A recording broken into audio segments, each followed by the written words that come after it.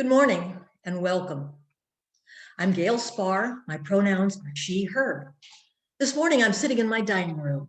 I have gray hair and I'm wearing a red shirt, multicolored striped earrings, and blue framed glasses. It's my pleasure to welcome you to worship with the First Unitarian Universalist Church of Nashville. Our developmental lead minister, the Reverend Diane Daugert, is on vacation this month. We'll be led in worship and play this morning by our assistant minister, the Reverend Denise Gyauch. As Unitarian Universalists, our spiritual paths vary, but in this congregation, we have made a covenant together. We affirm our interdependence, celebrate our differences, and work for justice.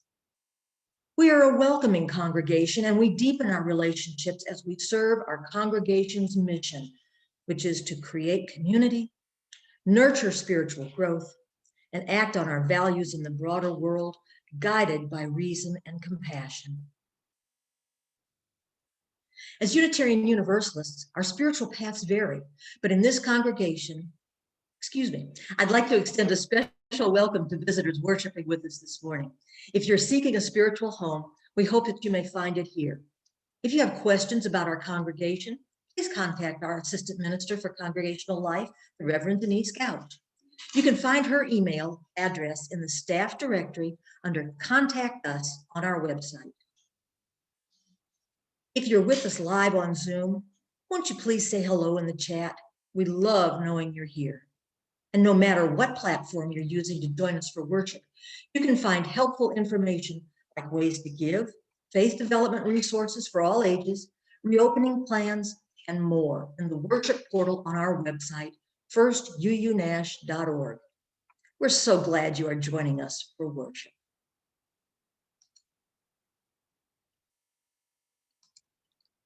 Good morning. My name is Melanie Bresnan. My pronouns are she, her, and I have short brown hair, glasses, and I'm in my office this morning. I'm also a volunteer with the music ministries here at First UU, filling in for Jay while she's on vacation.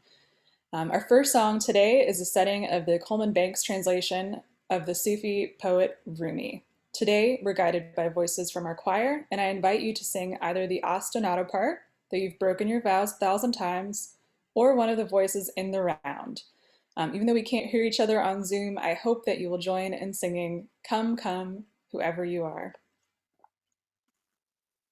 Though you've broken your vows 1,000 times, though you've broken your vows 1,000 times, though you've broken your vows 1,000 times, though you've broken your vows 1,000 times, though you've broken your vows, whoever you are, run to your worship, Father of living, voices so carried that others to stand.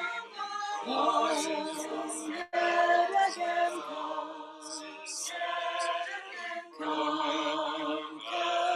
whoever you are, run to your worship, Father of living, voices proclaim that others to stand.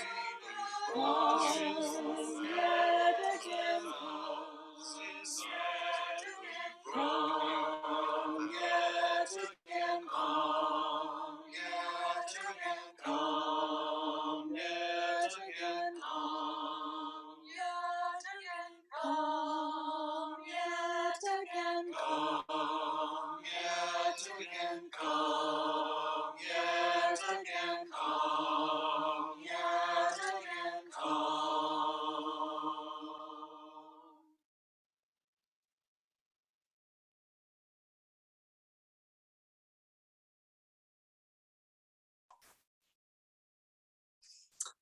Good morning. I'm the Reverend Denise Gyauch. I use she, her pronouns, and I am a shortish, roundish person with glasses and long, sort of dark blonde hair. I'm sitting in my office, which means I have bookshelves and Lego people behind me, of course. And I would like to call us to worship this morning with words written by Vincent Silliman. A day, yes, another day. This day is ours. Its beauty, its promise, its weight of sorrow and disappointment, the brightness of its opportunity for doing and achieving. This day is ours even as we make it ours by the readiness and warmth of our appreciation. For from it we shall receive according to the measure of our giving. Let our giving be of ourselves and from the heart. May there be laughter in this day, and if there be tears, then generous tears. Another day? Ah, yes, a day.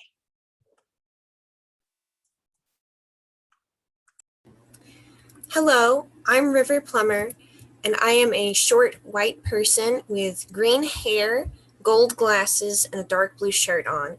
I'm sitting in front of a dark blue bowl. Our chalice lighting today is written by Kimberly Ann Tomczak Carlson. Recognizing the beauty around us and within us, in voice and spirit, we gather to light our chalice. May we savor the beauty of our abundance and diversity, always cherishing one another and our earth. May we remember to inhale the lushness in life, knowing that we are a people of beauty.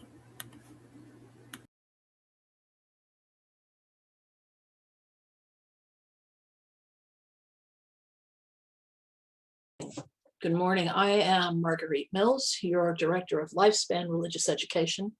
My pronouns are she, her. I'm in my office amidst many toys, of course, and books. I'm a white person with salt and pepper hair, wearing a red scarf and red lipstick, and a glorious necklace with many, many elephants on it. Our story this morning comes from a tradition that I hadn't known about. Denise introduced it to me. It's from a book called Yokai Stories, written by Zach Davison and illustrated by Eleonora D'Onofrio. Davison says, yokai can be ancient folklore or creations of modern pulp culture. And while every country loves their monsters, Japan seems to love them a little bit more. Japan is a monster country. Most yokai stories are a recognition of wonder.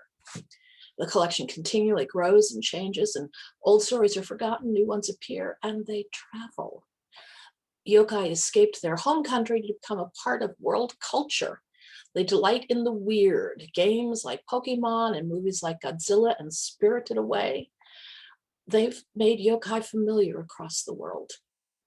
Now, he says the excellent weirdness of yokai transcends boundaries. And here's proof. Japan's yokai inspired a Swiss artist and an American writer to write a book of new, sometimes based on old stories. Now, he says, like the tales that inspired them, these yokai stories can be complete or just fragments. They leave you to fill in the rest with your imagination. This morning's yokai story is entitled Miyuki's New Job. Scrub the floor, Miyuki thought. Scrub the floor back and forth, scrub the floor. That's what I'll do all day, just as boring as at home. Now, when Miyuki's mom had gotten her this job for the summer, she thought it would be exciting, not this. She at least had been hoping to make a friend. After all, the Kashiba Inn was famous. It was almost 300 years old, very expensive, very high class. Rich people stayed there, sometimes even celebrities. And that was before they did the TV documentary. Now people come from all over the world to stay at the haunted hotel. Miyuki was not put off by that. She knew a thing or two about ghosts. And besides, that meant even more interesting people would be coming. Who knew what might happen? And then she saw where she was going to work. Miyuki could not have been more disappointed. Instead of fabulous spaces filled with fancy people, the mistress of the inn led her to a small ancient room far off to the side of the regular hotel. Your job is to clean this room. The room looked older than the rest of the building, and Miyuki thought it must have been here first and that the hotel was built around it. It was dark inside and poorly lit by old paper windows. That's all you have to do, the mistress said. You don't go anywhere else. You don't look at anyone else. You don't speak to anyone. You have one job. Make sure that not a speck of dust settles in this room. Miyuki had seen the mistress on television. She was just as glamorous and intimidating as expected. She was dressed in an expensive kimono with elaborate embroidery. It was impossible to tell how old she was. Miyuki was scared of her, but still managed to squeak out, "Why? Am I paying you to ask questions?" The mistress let out an exaggerated sigh. "Your mother said you were a hard worker, and she swore you had some special talent that made you a good fit for the job, whatever that means. But she did not say you were nosy. Okay, listen closely, and I'll tell you a secret." The mistress leaned in close, lowering her voice to a conspiratorial whisper.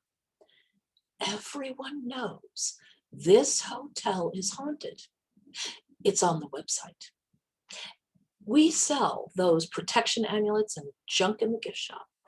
I don't think most people think it's real, but it gives them a thrill to stay here. And as long as they keep paying, that's good enough for me.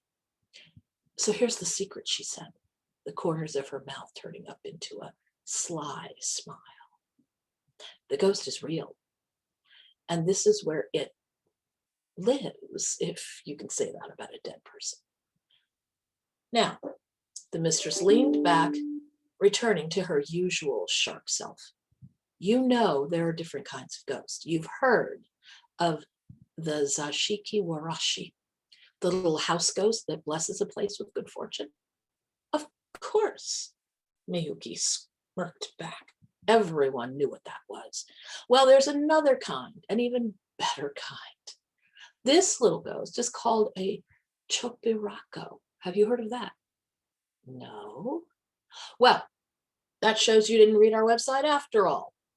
A chopirako is part of the advertising." It was the mistress's turn to smirk.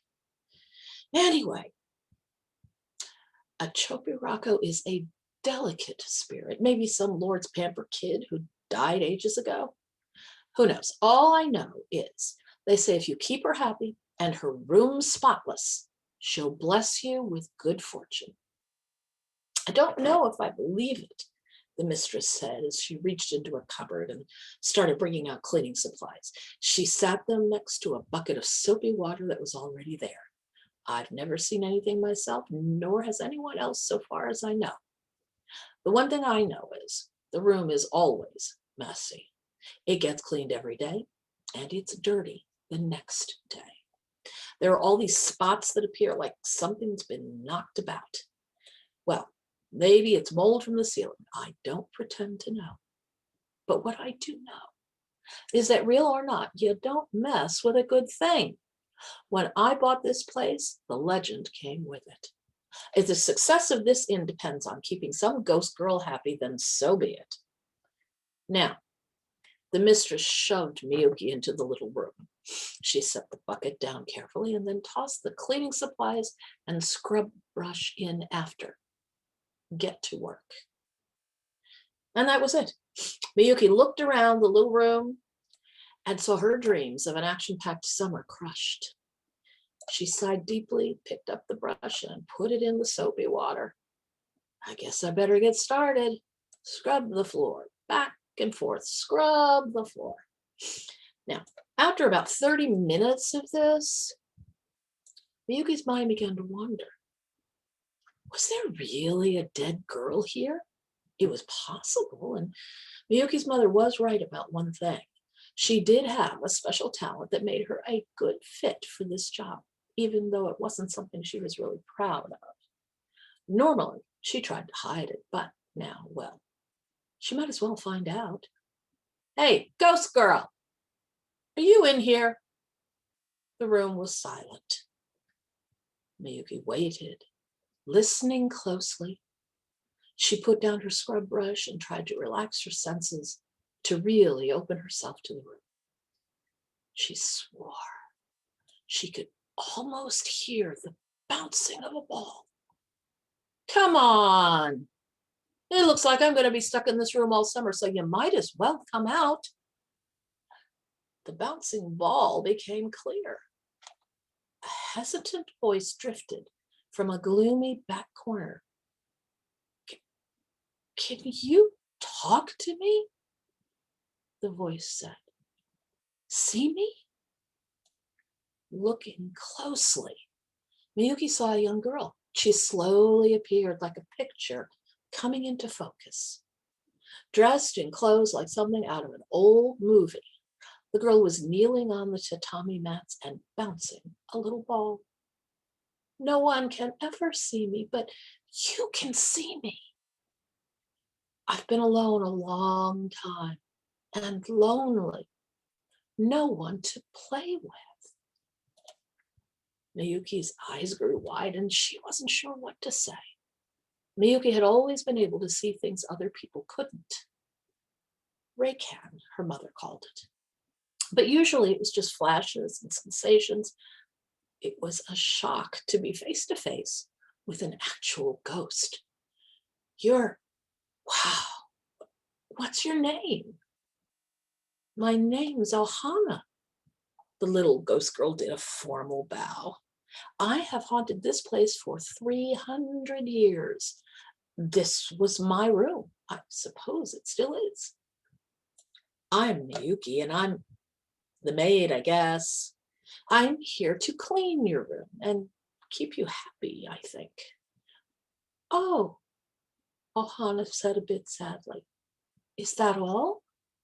You know, for 300 years now, I've had to watch people cleaning my room. First my parents, and then whoever bought the house after them, and then maids when the inn was built. And at first I liked it. It made me feel special and important, but now I'm bored. For the past century, I've been making a mess on purpose just to see if anyone will notice.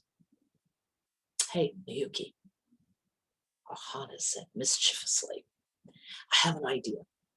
Instead of scrubbing the floors with that stupid brush back and forth like everyone else has done, why don't you play with me instead? Besides, Ohana carefully aimed her ball and tossed it with enough strength to tip the soapy water bucket, sending it sprawling. And she laughed delightedly. I like things a little messy. Well, Miyuki couldn't help laughing in return, and she went to grab the ball. It looked like this was going to be a fun summer after all, and she just might make a friend. And so ends our story.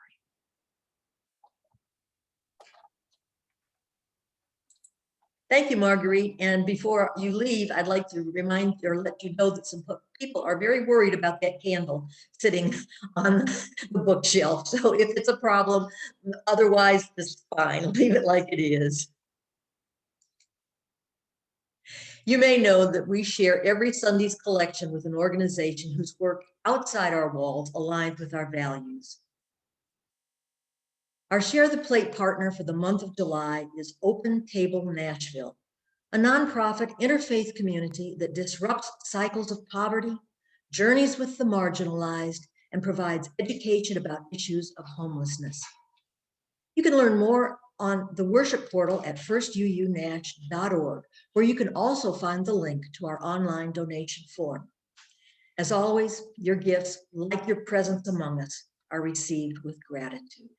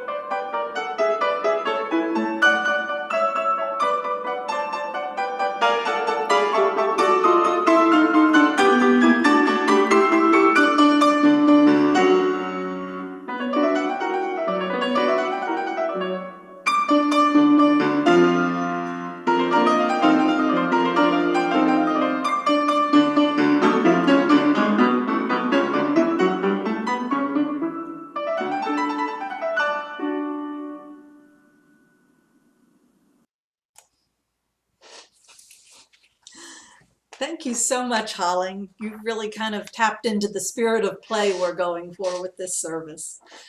And now I invite you all to settle yourselves in whatever space you're in and know that just by being there, you are making that space holy. And know also that you're connected to the rest of us who are worshiping at some distance in space and maybe in time also. But we are all connected. And this morning, we're going to build a space for playing in for a little while. So I would invite you into the spirit of prayer, but it's a playful prayer that was written by Gary Kowalski. It's a prayer of thanksgiving and gratitude. We give thanks for the earth and its creatures and are grateful from A to Z, for alligators, apricots, acorns, and apple trees, for bumblebees, bananas, blueberries, and beagles, coconuts, crawdads, cornfields, and coffee, daisies, elephants, and flying fish, for groundhogs, glaciers, and grasslands, hippos and hazelnuts, icebergs, and iguanas, for juniper, jackrabbits, and June bugs, kudzu and kangaroos, lightning bugs, and licorice, for mountains and milkweed and mistletoe, narwhals and nasturtiums, otters and ocelots, for peonies and persimmons and polar bears, quahogs and Queen Anne's lace, for raspberries and roses, salmon and sassafras, tornadoes and tulip wood, urchins and valley and waterfalls, for X, the unknown, the mystery of it all, in every yak and yam. We are grateful, good earth, not least of all, for zinnias, zucchini, and zebras, and for the alphabet of wonderful things that are as simple as A, B, C.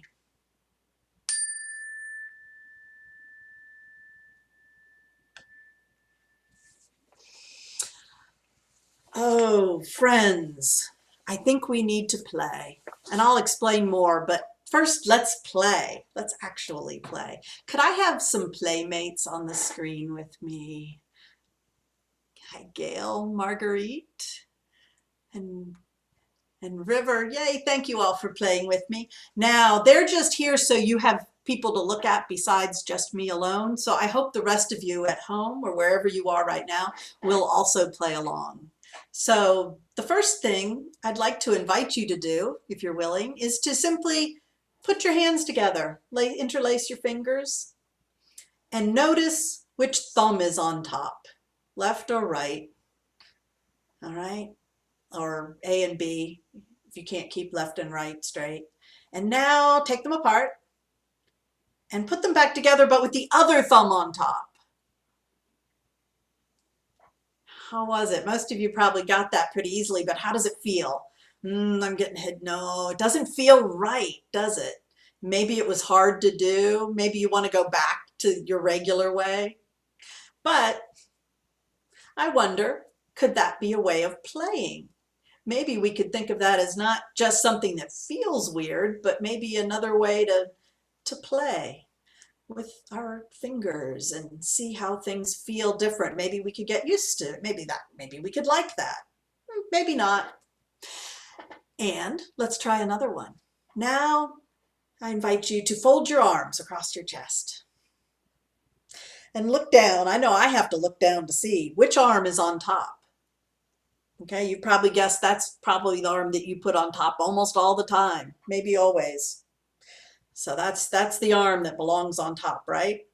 So now take your arms apart and put the other arm on top. Can you do that?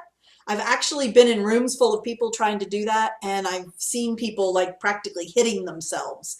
This one's kind of hard sometimes to do on purpose the other way. At least I find it so. You may have had a different experience. Doesn't feel quite as awkward as the switching thumbs on top feels to me, but it's still not the way I usually do it. So maybe, I don't know, maybe I should play with that more. Now, let's play a little bit of a game. This is kind of a treasure hunt. I'd like to invite you right now to look around the room you're sitting in And, oh, you know, I forgot one. Let's back up. You can look around your room still if you want, but there's one more thing I want to do with our hands and our arms. Would you put your hand up above your head? I'm going to leave mine down here just so you can see what it's doing, but everybody else can put theirs up high, and point toward the sky and look up at it and make it turn in a circular direction, clockwise direction, sorry, in a big circle or a small circle, it doesn't matter, but have your finger tracing an imaginary clock up on the ceiling, right? And keep your hand turning, and then look straight ahead instead of watching your hand or your finger. Look straight ahead, and now start lowering your hand, keeping it turning. Keep it turning in that, tracing that clock. Yeah, keep it turning until your finger, your hand are down below your eyes. And then look at it. Keep it turning. And what direction is it turning in now? Is it still clockwise? Gail says no. Now, I've seen lots of people try to do this, and people have lots of different reactions, which is just fine. Some people go, oh, look, from a different angle, it's not clockwise anymore. Now it's counterclockwise. And some people say, well, I don't know, but I went sideways instead of coming straight down. Or I don't get it. What's going on? All of those are fine. This is just a way of playing with where our bodies can go and how we look at it and what it seems like. And who says clocks have to run in that direction anyway, right? So all sorts of games we can play, and some of them don't take any extra equipment, but sometimes it's fun to use other things. So I would invite you to look around the space you're in right now and see if you can find 3 things. You don't have to get up and get them unless you want to. 3 things that are not toys, Marguerite. You said you have lots of toys. They can't be toys. Things that aren't toys that you could play with. And if you want to play the game a little further, if you put in the chat what things you found that you could play with, maybe even tell us how you would like to play with them. If you put that in the chat, if you're in the Zoom service with us, or if you email me by the end of this week, I will send you a surprise and the game will go on. So there's an invitation. See if you can find 3 things to play with that you maybe wouldn't have thought of before. Let us know about it and you're in the game. Oh, thank you, playmates. You can leave now. And I'm gonna turn a little less playful, a little more serious, because you expect a sermon at this point in our Sunday morning gathering. Oh, and we've got a player in the chat. Yay. So back in April, I went to a retreat that was a gathering of UU ministers in the Southeast, and we had a workshop on play. It was led by our colleague Jake Morrill, who's the lead minister at Tennessee Valley UU congregation, and I thought it was really, really fun. And some of what I learned that I want to share with you is why we really need to play right now, this moment in time. Maybe every moment in time, but right now we're feeling a little tapped out, maybe a little stressed, maybe a little overwhelmed. Maybe we're trying to figure out how we do this thing. Life is very different. It's not just different from what we imagined it might be, a few months ago, but it's also different from anything we've ever been in, any place we've lived before. And it turns out that maybe play can help us with this. So let me walk you through some of what I learned from Jake that's really interesting. He brought to us the idea of VUCA, which is, I'm going to put it in the chat for you, but it's VUCA. I guess capital letters. Let's do that. And that's a military acronym. and it stands for volatile, uncertain, complex, and ambiguous. And the military uses this term to talk about particularly volatile and uncertain, complex situations, kind of like where we are. With kind of like a lot of the moments we've lived through in the last couple of years, or the last 10, or maybe the last century, or, we're humans. We get into these scrapes a lot. So right now, I think we can all agree our situation, however we want to say that is, has some aspects of that volatility and uncertainty, certainly complexity, and there's a good bit of ambiguity to go around. So I'm going to propose, like Jake proposed during this workshop, that play can be a useful response to VUCA. And that doesn't make sense on the face of it, because play involves a certain setting aside of control, which can increase anxiety and can increase uncertainty. When you start really playing, you don't know how it's going to end. Unless you're playing a game and it's been rigged, you don't know what's happening next. Play arguably decreases our functionality in other parts of our life. We take our attention off getting the next meal together. We are playing. And it decreases productivity the same way. So could that really be a good idea if you're in the middle of a volatile, uncertain, difficult situation? That's interesting. And those who have studied play, and most notably Jake was, so I am also drawing on the work of Stuart Brown, who wrote a book called Play: How It Shapes Your Brain, Opens the Imagination, and Invigorates the Soul. So you can see kind of how I was interested in that book, why I brought it to this sermon. Dr. Brown, he's a medical doctor, points out he learned in studying it over years that play has survived over millennia and across species, all kinds of species of animals. It used to be thought that mostly the mammals, and the higher mammals especially, were the creatures who played. And Brown says now people are finding ants playing. He said, I'm finding play in places I never imagined I might, as he looks around the world. So despite the fact that play comes with a certain survival cost, right? If you're playing a game, you might miss the next hunt or your next meal or some sleep or something like that.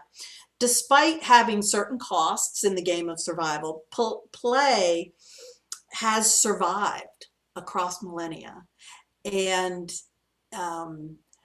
perhaps it's, animals do it because it is pleasurable, but most of the things that we find pleasurable are pleasurable because evolution has selected them to be that way, because they have an evolutionary advantage. So the question then is, what's the evolutionary advantage of play? Evolution, scientists have noted before, is ruthless about pruning out characteristics and behaviors that are not fit in terms of survival value. So, and let's stop for a moment just to describe maybe what play is. Those who have studied it find it kind of difficult to define, but generally speaking, play seems to be purposeless. It's not purpose-driven the same way that hunting for your food is driven by the purpose of assuaging hunger. Play is voluntary. Again, you don't have to do it to survive. You can opt in or opt out, and good play always allows space for people to opt out, I think. Play is inherently attractive. People just find it fun or pleasurable and want to join in. It provides a certain amount of freedom from time. When you're playing and it's going well, you're in a state of flow, and you don't necessarily experience time the same way as you usually do. It often also leads to decreased sense of self-consciousness. You're in a group, and you can play by yourself, but if you're playing in a group, you become more aware of the group, less aware of yourself as separate from them. And play has a certain improvisational quality to it. This goes back to the uncertainty about how it ends, right? When we start playing, we're not sure where it's going to end, and that is part of the delight, part of the appeal of playing. So why do we play? Why do animals play? And I love in Brown's book, he talks about ravens sliding down a snowy hillside on their back and then getting up to do it again. They're clearly playing. And bison who run out onto a frozen lake to slide. And his other example, oh, hippos. Apparently, if they get in water, they'll just do backflips over and over and over again, which that just delights me because like a hippo doing a backflip. Yeah, that's amazing. It turns out mammals tend to play more, and that more play correlates with larger brain size, even in other kinds of animals, not just in mammals, relative to the size of their bodies. The animals that play the most have the largest brains relative to their bodies. And human beings in particular appear to be wired to play throughout our lifespan. And this is what the scientists are finding. So we tend to think historically of play as a thing for childhood, and it's crucial for children and for young animals of all species. But apparently humans especially, we are built to keep playing throughout our lifespan. And the capacity for play correlates real highly with problem solving skill. There have been in the last several decades, several industries that have discovered that as the education system has changed, some of the people they're hiring, they used to be able to hire particular people from particular schools. They lost the abilities, they had all the skill sets, but couldn't solve problems. And it turns out these were people who had been trained in ways that were less innovative and less playful. So they started looking at what they ask of people about when they're recruiting, and some of what they've asked has been related to play. I thought that was just fascinating. Brown reports that a deficit of play in a human being's lifespan results in an adult who is brittle and either very rigid. Well, they will tend to be rigid in their thinking and think in either or. So play has advantages in VUCA situations because it actually helps us test out things. We simulate new situations and test them. We see how it goes. We interact with each other in ways that build connections and emotional intelligence and social intelligence. It actually changes our brains. It enriches our mental maps of the world and of reality. It changes the brain into something that is better at facing new situations, better at solving problems. And that, I'm going to suggest, is especially important right now. Diane Ackerman once wrote that play is our brain's favorite way to learn. And I think right now we are all learning so many things, and perhaps we need a break to play, to just give our brains and our souls some space to rest. That may actually make it easier to solve the problems. Stuart Brown says, sometimes when a situation is really heading south, a moment of imaginative play is the only thing that provides enough distance to see the way out of a predicament. So in our culture, which includes strands very heavily influenced by Western European descended culture that tends to be work obsessed. I'm thinking of the Puritan culture and Calvinist theology, capitalism and industrialization, that all build on this idea of work and the good human being being one who works well and works a lot and is very goal-oriented, not particularly playful and open, right? In this particular background, some of us, maybe most of us, could benefit from playing a little more, loosening up, inviting spaces to be innovative into our lives, The good news is this isn't something we have to learn how to do. We already do it. There are lots of ways to play. There are lots of different personalities. Your favorite way to play may be nothing at all like mine, and that is absolutely okay. Rebecca Parker, who's a UU, well, she's one of our theologians in the UU tradition, I think. And she's the former president of Star King School for the Ministry. But she has said, your gifts, whatever you discover them to be, can be used to bless or curse the world. And I'm going to suggest that play is a good way for us to discover our gifts and to grow them, to imagine, to experiment, to practice being with each other so that we become emotionally and socially more intelligent. Play does wonderful things to our brains, which will then help us in everything we do, together and apart, but every way in which we interact with the world. And I think not just we need to play now, the world needs us to play a little bit more than we do perhaps right now.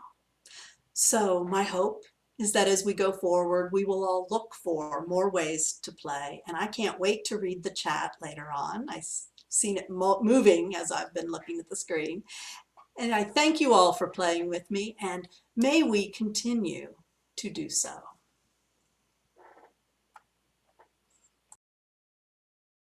Our closing hymn today will be a gospel song written by Faya Rose Touré. In addition to writing plays and musicals, Touré was the first African-American female judge in Alabama and founded numerous civil rights museums and initiatives. It's worth searching her up.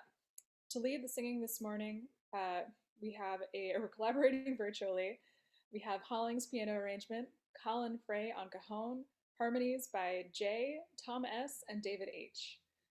It's a zipper song, so one word changes each verse, and I'll line them out for you as we go, in addition to there being some lyrics on the screen. And by the way, it's Zoom, dance, sing freely. This is a wonderful song to improvise and harmonize on, and no one can hear you. It's a perfect time to have fun and play, especially with this tune.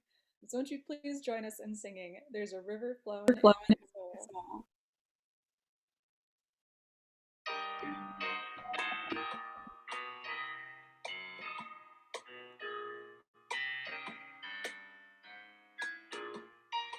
There's a river flowing in my soul.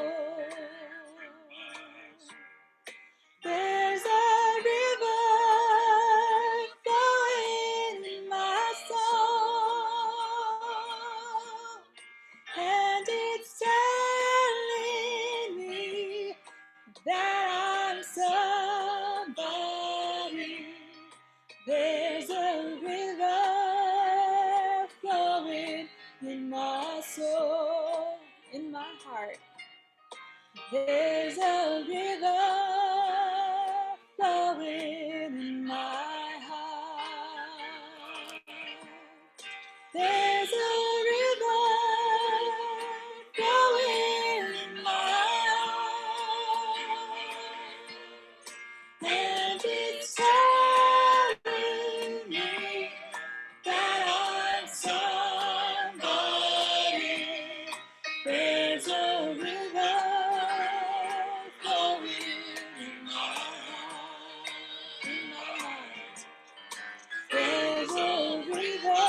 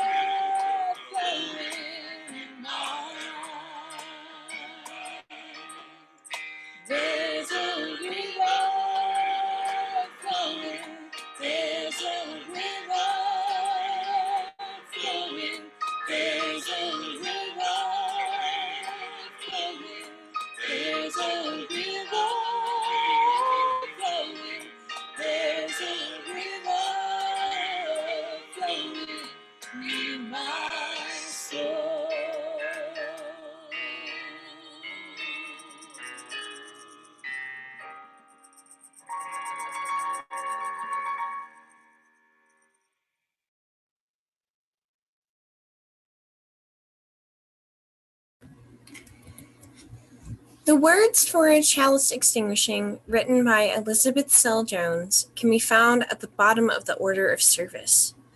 Or you might know them already. Please join with me.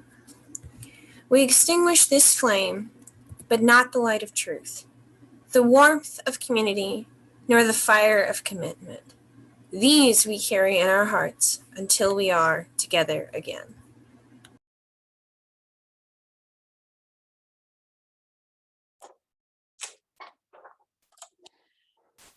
Our words of benediction were written by Laurelyn Bellamy. If here you have found freedom, take it with you into the world. If you have found comfort, go and share it with others. If you have dreamed dreams, help one another that they may come true. If you have known love, give some back to a bruised and hurting world. Go in peace and in play. This service is over.